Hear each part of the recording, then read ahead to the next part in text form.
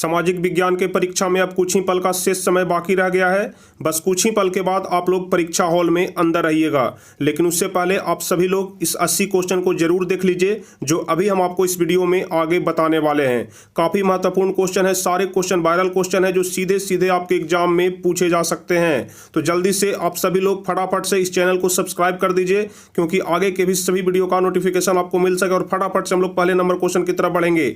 जल्दी से हम लोग पहले नंबर क्वेश्चन की तरफ बढ़ेंगे और सारे क्वेश्चन को देख लेंगे। तो जल्दी से आप सभी लोग इस वीडियो को लाइक कर दीजिए, चैनल को जल्दी से सब्सक्राइब कर दीजिए, ताकि आगे के भी सभी वीडियो का नोटिफिकेशन आपको मिल सके, नहीं तो आप हमारे वीडियो से वंचित रह जाइएगा। तो चलिए पहला नंबर क्वेश्चन पर हम लोग चलते हैं। पहला नंबर क्वेश्चन काफी महत्वपूर्ण क्वेश्चन है, ध्यान रखिएगा, सीधे सीधे आपके परीक्षा में पूछा जाएगा। यूरोप वासियों के लिए किस देश का साहित्य एवं ज्ञान विज्ञान प्रेरणा का स्रोत रहा? पहला नंबर क्वेश्चन काफी महत्वपूर्ण क्वेश्चन है, तो फटाफट से आप लोग जवाब बताते जाइए। यूरोप वासियों के लिए किस देश का साहित्य एवं ज्ञान विज्ञान प्रेरणा का स्रोत रहा? तो पहला का सही जवाब हो जाएगा यूनान का। ठीक है, यूरोप वासियों के लिए यूनान का साहित्य एवं ज्ञान विज्ञान प्रेरणा का स्रोत रहा, ध्यान रखिएगा। चलिए दूसरा नंबर क्वेश्चन हम लोग देखते हैं फटाफट से। दूसरा नंबर क्वेश्चन क्या कह रहा है? इटली एवं जर्मनी वर्तमान में किस महादेश के अंतर्गत आते हैं? इटली एवं जर्मनी वर्तमान में किस महादेश के अंतर्गत आते हैं? तो दूसरा का सही जवाब कौन सा हो जाएगा? दूसरा का सी नंबर ऑप्शन सही हो जाएगा। इटली एवं जर्मनी वर्तमान में यूरोप महादेश के अंतर्गत आते हैं, दूसरा का सी नंबर ऑप्शन सही होगा। चलिए तीसरा नंबर क्वेश्चन, रूस में जार का अर्थ क्या होता है? काफी महत्वपूर्ण क्वेश्चन है, आपके एग्जाम में सीधे सीधे पूछे जाएंगे। रूस में जार का अर्थ क्या होता है? तो आपको हम पहले से भी बता चुके हैं। रूस में जार का अर्थ होता है रूस का सम्राट, यानी कि डी नंबर ऑप्शन सही हो जाएगा। चलिए अगला नंबर क्वेश्चन देख लेते हैं। चौथा नंबर क्वेश्चन, हिंद चीन क्षेत्र में कौन कौन से देश आते हैं? जल्दी से चौथा नंबर क्वेश्चन कौन सा जवाब सही होगा? मुश्किल से 15 मिनट के अंदर हम कोशिश करेंगे कि 15 से 20 मिनट में हम आपको 80 क्वेश्चन बता दें, ताकि आपको भी जल्दी से जल्दी रिवाइज हो सके। जल्दी से, हिंद चीन क्षेत्र में कौन कौन से देश आते हैं? तो ध्यान रखिएगा, चौथा का सही जवाब हो जाएगा कंबोडिया, वियतनाम और लाओस। चौथा का सी नंबर ऑप्शन सही होगा। हिंद चीन क्षेत्र में कंबोडिया, वियतनाम और लाओस आते हैं। चलिए पांचवा नंबर क्वेश्चन, वल्लभ भाई पटेल को सरदार की उपाधि किस किसान आंदोलन के दौरान दी गई? काफी महत्वपूर्ण क्वेश्चन है, तो जल्दी से बताइए। पांचवा नंबर क्वेश्चन, वल्लभ भाई पटेल को सरदार की उपाधि, तो आप लोग ध्यान रखिएगा, पांचवा का ए नंबर ऑप्शन सही हो जाएगा। वल्लभ भाई पटेल को सरदार की उपाधि बरदौली किसान आंदोलन के दौरान दी गई, पांचवा का ए नंबर ऑप्शन सही होगा। चलिए छठा नंबर क्वेश्चन आप लोग जल्दी से बताइए, और फटाफट से आप लोग लाइक और शेयर भी करते जाइएगा। जल्दी से आप लोग लाइक कर दीजिएगा, ताकि अधिक से अधिक स्टूडेंट के पास हमारा यह वीडियो पहुंच सके। जल्दी से छठा नंबर क्वेश्चन, जनसंख्या का घनत्व सबसे अधिक कहां है? जनसंख्या का घनत्व सबसे अधिक कहां है? तो ध्यान रखिएगा, जनसंख्या का घनत्व सबसे अधिक महानगर में है, छठा का डी नंबर ऑप्शन सही होगा। चलिए सातवां नंबर क्वेश्चन हम लोग जल्दी से देखेंगे। सातवां नंबर क्वेश्चन, भारत के लिए पहला फैक्ट्री एक्ट किस वर्ष पारित किया गया? जल्दी से सातवां नंबर क्वेश्चन का सही जवाब कौन सा होगा? तो ध्यान रखिएगा, सातवां का सी नंबर ऑप्शन सही होगा। 1881 ईस्वी में भारत के लिए पहला फैक्ट्री एक्ट वर्ष पारित हुआ था। चलिए अगला नंबर क्वेश्चन, आठवां नंबर क्वेश्चन कह रहा है कि गिरमिटिया मजदूर बिहार के किस क्षेत्र से भेजे जाते थे? काफी महत्वपूर्ण क्वेश्चन है, वीवीआई क्वेश्चन है। गिरमिटिया मजदूर बिहार के किस क्षेत्र से भेजे जाते थे? तो ध्यान रखिएगा, आठवां का डी नंबर ऑप्शन सही हो जाएगा। बिहार के पश्चिमी क्षेत्र से गिरमिटिया मजदूर भेजा जाता था, आठवां का डी नंबर ऑप्शन सही होगा, पश्चिमी क्षेत्र। चलिए नौवां नंबर क्वेश्चन जो कि काफी महत्वपूर्ण क्वेश्चन है, वर्नाक्यूलर प्रेस एक्ट से बचने के लिए किस पत्र ने रातों रात अपनी भाषा बदल ली? काफी महत्वपूर्ण क्वेश्चन है, वर्नाक्यूलर प्रेस एक्ट से बचने के लिए किस पत्र ने रातों रात अपनी भाषा बदल ली? तो नौवां का सी नंबर ऑप्शन सही होगा, अमृत बाजार पत्रिका। ठीक है, नौवां का सी नंबर ऑप्शन सही हो जाएगा, अमृत बाजार पत्रिका। चलिए 10वां नंबर क्वेश्चन काफी महत्वपूर्ण क्वेश्चन है, पूर्ण स्वराज की मांग का प्रस्ताव कांग्रेस के किस अधिवेशन में पारित हुआ? 10वां नंबर क्वेश्चन, जल्दी से आप लोग जवाब बताइए, कौन सा ऑप्शन सही होगा? तो ध्यान रखिएगा, 10वां का ए नंबर ऑप्शन सही होगा, लाहौर अधिवेशन। ठीक है, पूर्ण स्वराज की मांग का प्रस्ताव कांग्रेस के लाहौर के वार्षिक अधिवेशन में पारित हुआ था, ध्यान रखिएगा, 10वां का ए नंबर ऑप्शन सही होगा। चलिए 11 नंबर क्वेश्चन का सही जवाब आप लोग बताइए, भारत के किस स्थान पर पहला परमाणु ऊर्जा केंद्र स्थापित किया गया? आप लोग यह सोच करके बैठ जाइए अगले 10 मिनट तक कि हम लोग परीक्षा सेंटर में बैठे हुए हैं, और बिल्कुल सोच समझ के बिल्कुल सटीक तरीके से एक एक क्वेश्चन का जवाब देना है, और उसके बाद देखिए कि आपका कितना क्वेश्चन का आंसर सही हो रहा है। अगर 80 में से आप लोग 50 या 60 क्वेश्चन का सही जवाब भी बता देते हैं, तो समझिए कि आप लोग 40 क्वेश्चन तो आराम से बना लीजिएगा। तो चलिए फटाफट से 11वें नंबर क्वेश्चन का आंसर बताइए। 11वां नंबर क्वेश्चन क्या कह रहा है? भारत के किस स्थान पर पहला परमाणु ऊर्जा केंद्र स्थापित किया गया? तो ध्यान रखिएगा, 11 का सही ऑप्शन डी नंबर हो जाएगा, तारापुर। ठीक है, डी नंबर ऑप्शन सही हो जाएगा, तारापुर। यानी कि क्वेश्चन कह रहा था कि किस स्थान पर पहला परमाणु ऊर्जा केंद्र स्थापित किया गया, तो तारापुर हो जाएगा। चलिए 12 नंबर क्वेश्चन, जल्दी से आप लोग जवाब देते जाइएगा। प्राकृतिक गैस किस खनिज के साथ पाया जाता है? प्राकृतिक गैस किस खनिज के साथ पाया जाता है? तो 12 का सही नंबर हो जाएगा पेट्रोलियम के साथ। प्राकृतिक गैस पेट्रोलियम के साथ पाया जाता है। चलिए अगला नंबर क्वेश्चन, ऊर्जा का गैर पारंपरिक स्रोत क्या है? जल्दी से बताइए। ऊर्जा का गैर पारस्परिक स्रोत, 13 नंबर क्वेश्चन, तो 13 का सही जवाब हो जाएगा डी नंबर ऑप्शन सौर ऊर्जा। 13 का डी नंबर ऑप्शन सही हो जाएगा। ऊर्जा का गैर पारस्परिक स्रोत सौर ऊर्जा हो जाएगा। चलिए अगला नंबर क्वेश्चन है, भोपाल गैस त्रासदी में किस गैस का रिसाव हुआ था? 14 नंबर क्वेश्चन, भोपाल गैस त्रासदी में किस गैस का रिसाव हुआ था? तो ध्यान रखिएगा 14 का सही जवाब हो जाएगा सी नंबर, मिथाइल आइसोसाइनाइड, यानी कि भोपाल के गैस त्रासदी में मिथाइल आइसोसाइनाइड गैस का रिसाव हुआ था। चलिए 15 नंबर क्वेश्चन, काफी महत्वपूर्ण क्वेश्चन है, फाल्टा विशेष आर्थिक क्षेत्र कहाँ स्थित है? काफी महत्वपूर्ण है, फाल्टा विशेष आर्थिक क्षेत्र कहाँ स्थित है? तो 15 का सही ऑप्शन हो जाएगा पश्चिम बंगाल में। फाल्टा विशेष आर्थिक क्षेत्र पश्चिम बंगाल में है। चलिए 16 नंबर क्वेश्चन, फटाफट से आप लोग बताइए, संजय गांधी जैविक उद्यान किस नगर में स्थित है? जल्दी जल्दी से आप लोग बताइए, संजय गांधी जैविक उद्यान किस नगर में है? तो ध्यान रखिएगा 16 का डी नंबर ऑप्शन सही होगा। काफी आसान क्वेश्चन है, पटना में।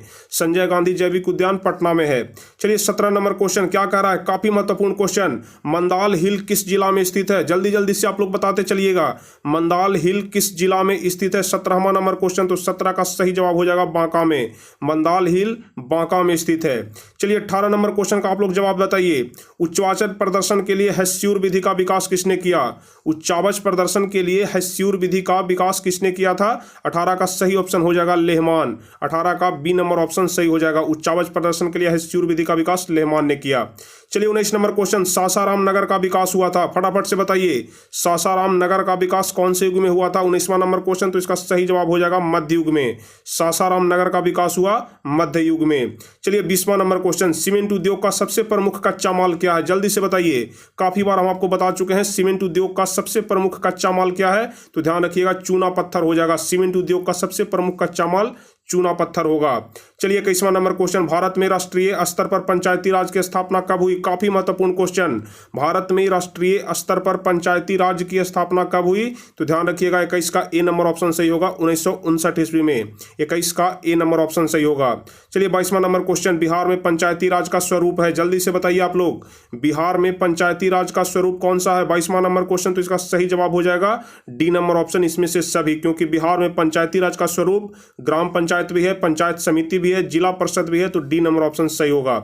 चलिए अगला नंबर क्वेश्चन है जो कि काफी महत्वपूर्ण है, सीधे सीधे आपके एग्जाम में पूछे जा सकते हैं। इंडिका पुस्तक के लेखक कौन है? जल्दी से बताइए, इंडिका पुस्तक के लेखक। 23 नंबर क्वेश्चन, तो इसका सही जवाब आप लोग ध्यान रखिएगा, इंडिका पुस्तक के लेखक है मेगास्थनीज। 23 का ए नंबर ऑप्शन सही हो जाएगा। इंडिका पुस्तक के लेखक मेगास्थनीज हैं। चलिए 24 नंबर क्वेश्चन आप लोग फटाफट से बताइए, भारत में सर्वप्रथम नगर निगम की स्थापना की गई? भारत में सर्वप्रथम नगर निगम की स्थापना कहाँ हुई थी? 24 नंबर क्वेश्चन, तो इसका सही जवाब हो जाएगा चेन्नई में। भारत में सर्वप्रथम नगर निगम की स्थापना चेन्नई में हुआ था। चलिए 25वां नंबर क्वेश्चन, संघ सरकार का उदाहरण है, जल्दी से बताइए आप लोग, संघ सरकार का उदाहरण कौन सा हो जाएगा? तो 25 का सही जवाब हो जाएगा अमेरिका। संघ सरकार का उदाहरण अमेरिका है। चलिए 26 नंबर क्वेश्चन का आप लोग बिल्कुल सही जवाब बताइएगा, चिपको आंदोलन का प्रारंभ किस राज्य में हुआ? चिपको आंदोलन का प्रारंभ किस राज्य में हुआ? तो 26 का सही ऑप्शन हो जाएगा उत्तराखंड में। और किसके नेतृत्व में हुआ था? तो आप लोग ध्यान रखिएगा सुंदरलाल बहुगुणा के नेतृत्व में, क्योंकि कभी कभी नाम पूछ देता है। 26 का डी नंबर ऑप्शन सही होगा। चलिए 27वां नंबर क्वेश्चन कह रहा है कि नर्मदा बचाओ आंदोलन संबंधित है। नर्मदा बचाओ आंदोलन किससे संबंधित है? तो 27 का सही जवाब हो जाएगा पर्यावरण से। नर्मदा बचाओ आंदोलन पर्यावरण से संबंधित है, ए नंबर ऑप्शन सही हो जाएगा। चलिए 28वां नंबर क्वेश्चन, सूचना का अधिकार कानून कब लागू हुआ? काफी महत्वपूर्ण क्वेश्चन है, वीवीआई क्वेश्चन है, बोर्ड मॉडल क्वेश्चन है। सूचना का अधिकार कानून कब लागू हुआ? 28वां नंबर क्वेश्चन, तो इसका सही जवाब हो जाएगा 2005 ईस्वी में। सीधे सीधे यह सब क्वेश्चन आपके एग्जाम में पूछे जाएंगे, इसलिए आप लोग एक एक क्वेश्चन को अच्छे तरीके से दिमाग में सेट कर लीजिएगा, ताकि बस वहां पर दिमाग खुले और सारा कुछ आपके कॉपी में उतर जाए। इसलिए 28 का बी नंबर ऑप्शन सही होगा। चलिए 29 नंबर क्वेश्चन का बिल्कुल सही जवाब आप लोग को बताना है, बिहार में संपूर्ण क्रांति का नेतृत्व किसने किया? काफी महत्वपूर्ण क्वेश्चन है 29 नंबर क्वेश्चन, संपूर्ण क्रांति का नेतृत्व किसने किया था? तो जयप्रकाश नारायण ने, डी नंबर ऑप्शन सही होगा। 29 का डी नंबर ऑप्शन सही होगा, जयप्रकाश नारायण। चलिए अगला नंबर क्वेश्चन बता दीजिए, निम्न को प्राथमिक क्षेत्र कहा जाता है? निम्न में से किसको प्राथमिक क्षेत्र कहा जाता है? तो ध्यान रखिएगा मछली पालन को प्राथमिक क्षेत्र कहा जाता है। 30 का यहाँ पर बी नंबर ऑप्शन सही होगा। चलिए अगला नंबर क्वेश्चन काफी महत्वपूर्ण है, योजना आयोग का अध्यक्ष कौन होता है? काफी महत्वपूर्ण क्वेश्चन। योजना आयोग का अध्यक्ष कौन होता है? तो 31 का सही जवाब हो जाएगा प्रधानमंत्री होता है। योजना आयोग का अध्यक्ष प्रधानमंत्री होता है। चलिए 32 नंबर क्वेश्चन का सही जवाब क्या हो जाएगा? भारत में वित्तीय वर्ष होता है। भारत में वित्तीय वर्ष, यह वाला क्वेश्चन भी VVI क्वेश्चन है, काफी बार पूछा जा चुका है और इस बार के एग्जाम में भी सीधे सीधे पूछे जाएंगे। तो जल्दी से बताइए, भारत में वित्तीय वर्ष होता है तो ध्यान रखिएगा 1 अप्रैल से लेकर के 31 मार्च तक। 32 का ए नंबर ऑप्शन सही होगा। चलिए 33 नंबर क्वेश्चन आप लोग फटाफट से बताइए, दादा भाई नौरोजी ने सर्वप्रथम राष्ट्रीय आय का अनुमान कब लगाया था? काफी महत्वपूर्ण क्वेश्चन है। अक्सर स्टूडेंट इसी सब क्वेश्चन में फंसते हैं क्योंकि ईस्वी सन वाला क्वेश्चन है और ईस्वी सन वाले क्वेश्चन में अक्सर स्टूडेंट फंस जाते हैं, इसलिए थोड़ा सा आप लोग ध्यान रखिएगा इसको। दादा भाई नौरोजी ने सर्वप्रथम राष्ट्रीय आय का अनुमान कब लगाया था? तो 33 का सही ऑप्शन हो जाएगा 1868 ईस्वी में। ए नंबर ऑप्शन सही होगा। दादा भाई नौरोजी ने सर्वप्रथम राष्ट्रीय आय का अनुमान 1868 में लगाया था। चलिए 34 नंबर क्वेश्चन, मुद्रा के कार्य है, जल्दी से बताइए मुद्रा के क्या कार्य हैं? 34 नंबर क्वेश्चन, तो सही जवाब हो जाएगा इनमें से सभी, यानी कि मुद्रा का कार्य मापन भी है, संचन भी है, भुगतान भी है, यानी कि इनमें से सभी हो जाएगा। अब चलिए 35 नंबर क्वेश्चन, काफी महत्वपूर्ण क्वेश्चन है। भारत की वित्तीय राजधानी किस शहर को कहा जाता है? भारत की वित्तीय राजधानी, तो ध्यान रखिएगा भारत की वित्तीय राजधानी मुंबई को कहा जाता है। 35 का ए नंबर ऑप्शन सही होगा। चलिए 36 नंबर क्वेश्चन कह रहा है कि कौन बीमारू राज्य नहीं है? कौन बीमारू राज्य नहीं है पूछा जा रहा है, तो 36 का यहाँ पर सही जवाब हो जाएगा कर्नाटक। यहाँ पर जो कर्नाटक है वह बीमारू राज्य नहीं है। चलिए 37 नंबर क्वेश्चन कह रहा है कि इनमें से कौन बहुराष्ट्रीय कंपनी नहीं है? इनमें से कौन बहुराष्ट्रीय कंपनी नहीं है? 37 नंबर क्वेश्चन, तो 37 का सही जवाब हो जाएगा संतोष। आप सभी लोग जानते होंगे कि फोर्ड मोटर बहुराष्ट्रीय कंपनी है, सैमसंग भी है, कोका कोला भी है, लेकिन संतोष कोई बहुराष्ट्रीय कंपनी नहीं है। चलिए 38 नंबर क्वेश्चन कह रहा है कि भारत में उपभोक्ता संरक्षण अधिनियम की घोषणा कब हुई? 38 नंबर क्वेश्चन काफी महत्वपूर्ण क्वेश्चन है। भारत में उपभोक्ता संरक्षण अधिनियम की घोषणा कब हुई? तो 38 का यहाँ पर सही जवाब हो जाएगा ए नंबर ऑप्शन 1986 ईस्वी में। भारत में उपभोक्ता संरक्षण अधिनियम 1986 ईस्वी में घोषणा हुआ था, ध्यान रखिएगा। महासागर के तलहटी पर होने वाले कंपन को किस नाम से जाना जाता है? काफी महत्वपूर्ण क्वेश्चन, हम आपको बहुत बार बता चुके हैं कि महासागर के जो तली पर जो कंपन होता है उसको किस नाम से जाना जाता है? तो उसको जाना जाता है सुनामी के नाम से। महासागर के तली पर जो कंपन होता है उसे सुनामी के नाम से हम लोग जानते हैं। चलिए 40 नंबर क्वेश्चन है कि मलबे के नीचे दबे हुए लोगों का पता लगाने के लिए किस यंत्र का प्रयोग किया जाता है? जल्दी से बताइए। 40 नंबर क्वेश्चन पूछा जाता है, अक्सर बार यह पूछा जा चुका है क्वेश्चन कि मलबे के नीचे दबे हुए लोगों का पता लगाने के लिए किस यंत्र की मदद ली जाती है? तो 40 का सही जवाब हो जाएगा इंफ्रारेड कैमरा, यानी कि बी नंबर ऑप्शन सही हो जाएगा। 40 का बी नंबर ऑप्शन। चलिए 41 नंबर क्वेश्चन, रक्त एवं लौह की नीति का अवलंबन किसने किया? काफी महत्वपूर्ण क्वेश्चन है। 41 नंबर, तो जल्दी से बताइए रक्त एवं लौह की नीति का अवलंबन बिस्मार्क ने किया था। 41 का सी नंबर ऑप्शन सही होगा। चलिए 42 नंबर क्वेश्चन, हम लोग फटाफट से सभी क्वेश्चन को देख लेते हैं क्योंकि आपके पास भी समय बहुत कम बच गया है, अब कुछ ही पल का शेष समय बच गया है। चलिए जल्दी से बताइए फ्रैंकफर्ट की संधि कब हुई? 42 नंबर क्वेश्चन, फ्रैंकफर्ट की संधि हुई थी कब? जल्दी से 42 का सही ऑप्शन हो जाएगा 1871 ईस्वी में। फ्रैंकफर्ट की संधि 1871 ईस्वी में। बोल्शेविक क्रांति कब हुई? 43 नंबर क्वेश्चन का सही जवाब आप लोग बताइए। बोल्शेविक क्रांति कब हुई? तो नवंबर 1917 ईस्वी में, ध्यान रखिएगा। 43 का बी नंबर ऑप्शन सही हो जाएगा, नवंबर 1917 ईस्वी में। 44 नंबर क्वेश्चन कह रहा है कि लाल सेना का गठन किसने किया? लाल सेना का गठन किसने किया था? तो लाल सेना का गठन किया था ट्रोट्स्की ने। 44 का सी नंबर ऑप्शन सही होगा, लाल सेना का गठन ट्रोट्स्की ने किया था। अब चलिए 45 नंबर क्वेश्चन देखेंगे, चंपारण विद्रोह कब हुआ? जल्दी से बताइए आप लोग, चंपारण विद्रोह कब हुआ था? 45 नंबर क्वेश्चन, तो ध्यान रखिएगा चंपारण विद्रोह 1917 ईस्वी में हुआ था। अक्सर स्टूडेंट यही सब क्वेश्चन में फंसते हैं, इसलिए आप लोग इस क्वेश्चन को थोड़ा अच्छे तरीके से ध्यान कर लेना है। चंपारण विद्रोह कब हुआ? 1917 ईस्वी में। चलिए 46 नंबर क्वेश्चन कह रहा है कि स्पिनिंग जेनी का आविष्कार कब हुआ? स्पिनिंग जेनी का आविष्कार कब हुआ था? तो 46 का सही ऑप्शन हो जाएगा बी नंबर 1765 ईस्वी में। 46 का सही जवाब हो जाएगा बी नंबर 1765 ईस्वी में स्पिनिंग जेनी का आविष्कार हुआ था। चलिए 47 नंबर क्वेश्चन कह रहा है कि सेफ्टी लैंप का आविष्कार किसने किया? सेफ्टी लैंप का आविष्कार किसने किया था? जल्दी से बताइए। 47 नंबर क्वेश्चन, तो 47 का सही जवाब हो जाएगा हेम्फ्री डेवी ने। हेम्फ्री डेवी, यानी कि डी नंबर ऑप्शन सही हो जाएगा। सेफ्टी लैंप का आविष्कार हेम्फ्री डेवी ने किया। चलिए फटाफट से आप लोग 48 नंबर क्वेश्चन को देख लीजिए, चीन में क्रांति कब हुई थी? चीन में क्रांति कब हुई थी? 48 नंबर क्वेश्चन, तो इसका सही जवाब हो जाएगा 1949 ईस्वी में। चीन में क्रांति कब हुई? 1949 ईस्वी में। चलिए 49 नंबर क्वेश्चन देखते हैं हम लोग। महात्मा गांधी ने किस पत्र का संपादन किया? महात्मा गांधी ने किस पत्र का संपादन किया? तो 49 का सही जवाब हो जाएगा यंग इंडिया। महात्मा गांधी ने यंग इंडिया नामक पत्र का संपादन किया। चलिए 50वां नंबर क्वेश्चन कह रहा है कि पहले विश्व बाजार के रूप में कौन सा शहर उभर करके सामने आया? जल्दी से बताइए, पहले विश्व बाजार के रूप में कौन सा शहर उभर करके सामने आया? तो सही जवाब हो जाएगा अलेक्जेंड्रिया। 50 का ए नंबर ऑप्शन सही हो जाएगा। चलिए अब कुछ ही क्वेश्चन शेष बच गए हैं, हम लोग जल्दी जल्दी से सारे क्वेश्चन को देख लेंगे। तो क्वेश्चन कह रहा है कि मरुस्थलीय मृदा का विस्तार निम्न में से कहां है? मरुस्थलीय मृदा यानी कि मिट्टी का विस्तार निम्न में से कहां पर है? तो 51 का सही जवाब हो जाएगा राजस्थान में। मरुस्थलीय मृदा का सबसे अधिक विस्तार राजस्थान में है। 51 का बी नंबर ऑप्शन सही होगा। चलिए 52 नंबर क्वेश्चन कह रहा है कि सोपानी कृषि किस राज्य में प्रचलित है? सोपानी कृषि किस राज्य में प्रचलित है? 52 नंबर क्वेश्चन, तो 52 का सही जवाब हो जाएगा उत्तराखंड में। सोपानी कृषि किस राज्य में प्रचलित है? उत्तराखंड में। चलिए अगला नंबर क्वेश्चन कह रहा है कि जूट किस जलवायु का पौधा है? फटाफट से आप लोग बताइए, जूट किस जलवायु का पौधा है? 53 नंबर क्वेश्चन, तो 53 का सही जवाब हो जाएगा उष्ण और आर्द्र जलवायु का। उष्ण और आर्द्र जलवायु का एक पौधा है जूट, ध्यान रखिएगा। 54 नंबर क्वेश्चन देखते हैं हम लोग। 54 नंबर क्वेश्चन कह रहा है कि अरेबिका किस फसल की उत्तम क्वालिटी है? जल्दी से बताइए, अरेबिका किस फसल की उत्तम किस्म है? 54 नंबर क्वेश्चन, तो 54 का सही जवाब हो जाएगा कहवा का, यानी कि कॉफी का अरेबिका एक उत्तम किस्म का फसल है। जल्दी से 55 नंबर क्वेश्चन कह रहा है कि भोपाल गैस त्रासदी में किस गैस का रिसाव हुआ था? ऊपर में हम आपको क्वेश्चन बता चुके हैं, मिथाइल आइसोसाइनाइड। 55 का सी नंबर ऑप्शन सही होगा। चलिए अगला नंबर क्वेश्चन 56 नंबर क्वेश्चन है कि निम्नलिखित कौन सा उद्योग दूरभाष कंप्यूटर आदि संयंत्र निर्मित करता है? जल्दी से बताइए 56 नंबर क्वेश्चन, कौन सा उद्योग है जो दूरभाष कंप्यूटर आदि संयंत्र निर्मित करता है? तो इसका सही जवाब हो जाएगा इलेक्ट्रॉनिक उद्योग, यानी कि बी नंबर ऑप्शन सही होगा। 56 का बी नंबर ऑप्शन सही हो जाएगा। चलिए 57 नंबर क्वेश्चन कह रहा है कहलगांव तापीय विद्युत परियोजना किस जिले में अवस्थित है? 57 नंबर क्वेश्चन काफी महत्वपूर्ण क्वेश्चन है, काफी बार पूछा भी जा चुका है। कहलगांव तापीय विद्युत परियोजना किस जिले में अवस्थित है? तो 57 का सही जवाब हो जाएगा भागलपुर में। कहलगांव तापीय विद्युत परियोजना भागलपुर में है। चलिए 58 नंबर क्वेश्चन क्या कर रहा है, आप लोग जल्दी से देख लीजिए। कांटी तापीय विद्युत परियोजना किस जिले में स्थापित है?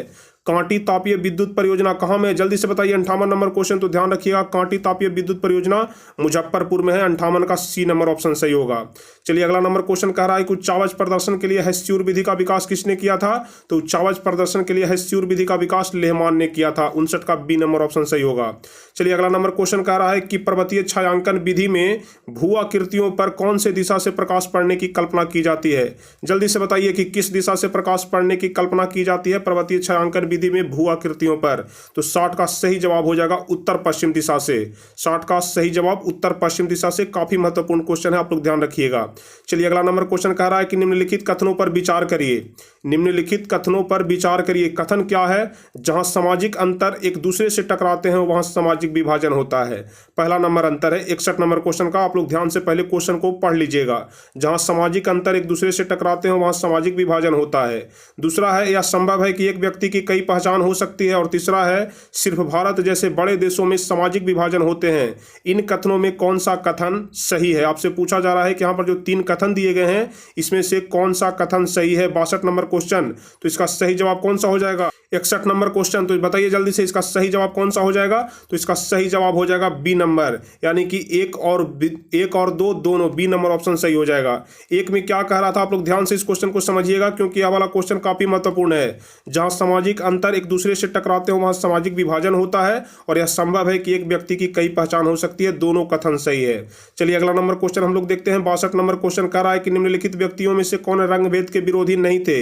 रंग भेद के विरोधी कौन नहीं थे? तो हम आपको पहले भी बता चुके हैं, जेड गुड्डी। 62 का डी नंबर ऑप्शन सही हो जाएगा। रंग भेद के विरोधी कौन नहीं थे? जेड गुड्डी हो जाएगा। अगला नंबर क्वेश्चन है सूचना के अधिकार संबंधी कानून कब बना? तो सूचना के अधिकार संबंधी कानून 2005 ईस्वी में बना था।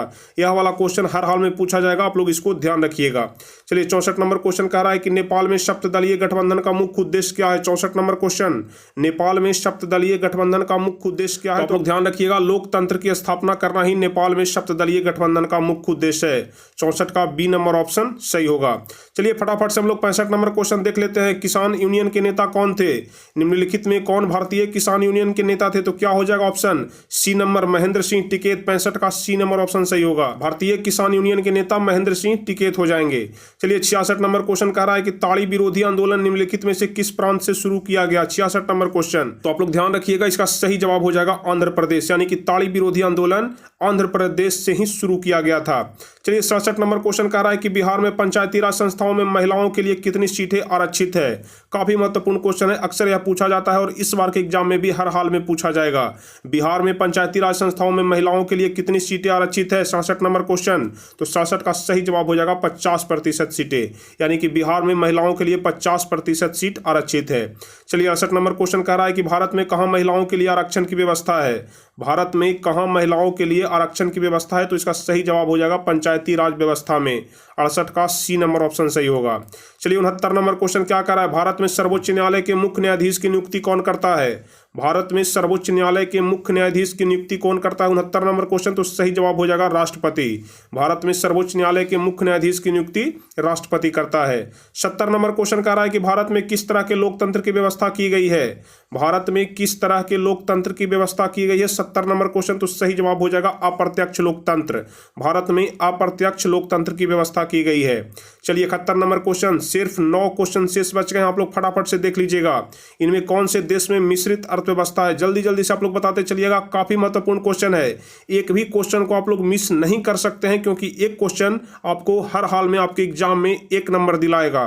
तो जल्दी से बताइए 71 नंबर क्वेश्चन, इसमें कौन से देश में मिश्रित अर्थव्यवस्था है? तो 71 का सही जवाब हो जाएगा भारत में, यानी कि भारत में ही मिश्रित अर्थव्यवस्था है।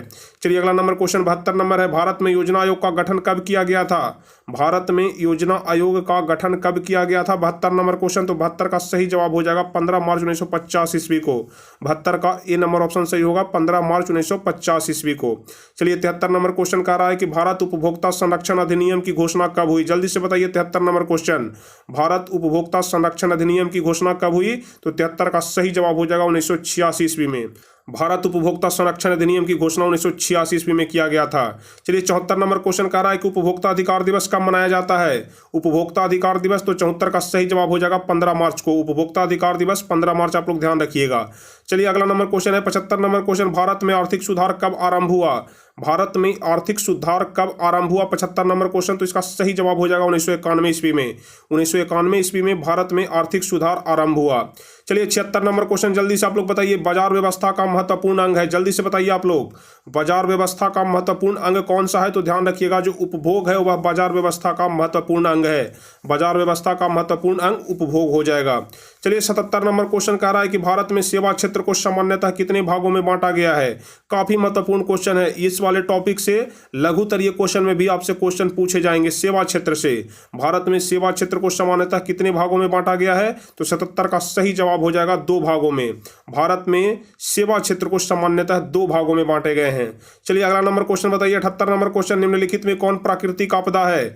निम्नलिखित में कौन प्राकृतिक आपदा है? तो 78 का डी नंबर ऑप्शन सही हो जाएगा, भूकंप प्राकृतिक आपदा है। और उसके अलावा आग लगना, बम विस्फोट और रासायनिक दुर्घटना मानव जनित आपदा है। तो प्राकृतिक आपदा भूकंप हो जाएगा। चलिए अगला नंबर क्वेश्चन, 2 ही क्वेश्चन और शेष बचे हैं, जल्दी जल्दी से आप लोग देख लीजिए। तो क्या कह रहा है 79 नंबर क्वेश्चन कह रहा है कि किस देश को भूकंपों एवं ज्वालामुखियों का देश कहा जाता है? भूकंपों और ज्वालामुखियों का देश किस देश को कहा जाता है? तो जापान को कहा जाता है। आप लोग ध्यान रखिएगा, जापान को भूकंपों और ज्वालामुखियों का देश कहा जाता है। चलिए उसके बाद 80 नंबर क्वेश्चन, सबसे लास्ट क्वेश्चन जो इस बार के एग्जाम में हर हाल में पूछा जाएगा, नदियों में बाढ़ आने का प्रमुख कारण क्या है? और अक्सर लोग इस वाले क्वेश्चन में कंफ्यूज कर जाते हैं। सभी लोग इसमें जल की अधिकता सही मार करके चले आते हैं, जो कि बिल्कुल गलत है। इसका सही जवाब हो जाएगा कि नदी की तली में अवसाद का जमना। नदी की तली में अवसाद के जमने से ही नदियों में बाढ़ आने का प्रमुख कारण बनता है। इसलिए 80 नंबर क्वेश्चन का बी ऑप्शन सही हो जाएगा। तो चलिए हम आपको 80 क्वेश्चन बताए, बिल्कुल सही क्वेश्चन बताए, बिल्कुल गेस क्वेश्चन बताए, वायरल क्वेश्चन बताए, जिससे कि आपके एग्जाम में पूछे जाने की पूरी संभावना है। तो उम्मीद करते हैं कि आप लोग को 80 में से 80 क्वेश्चन अच्छी तरीके से याद हो गया होगा, रिवाइज हो गया होगा। फटाफट से आप लोग बताइएगा कि 80 में से आप लोग का कितना क्वेश्चन सही हो रहा है। अगर 50, 60, 70 क्वेश्चन सही हो रहा है तो हम पूरी उम्मीद के साथ, पूरी गारंटी के साथ कह सकते हैं कि आप लोग 80 में से 40 क्वेश्चन को बिल्कुल हल कर लीजिएगा। बिल्कुल 100% 40 में से 40 नंबर आपका ऑब्जेक्टिव में आना चाहिए। तो चलिए उम्मीद करते हैं कि आप सभी लोगों हमारे विश्वास पर खरे उतरिएगा, हमारे विश्वास को, हमारे उम्मीद को आप लोग जरूर कायम रखिएगा।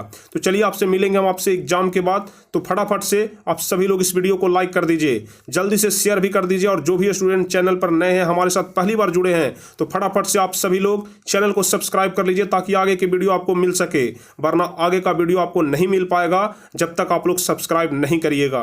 तो फटाफट से आप लोग सब्सक्राइब करिए ताकि आप हमारे वीडियो से वंचित न रह पाएं, हमारा हर एक वीडियो आपके पास पहुंचता रहे सबसे पहले।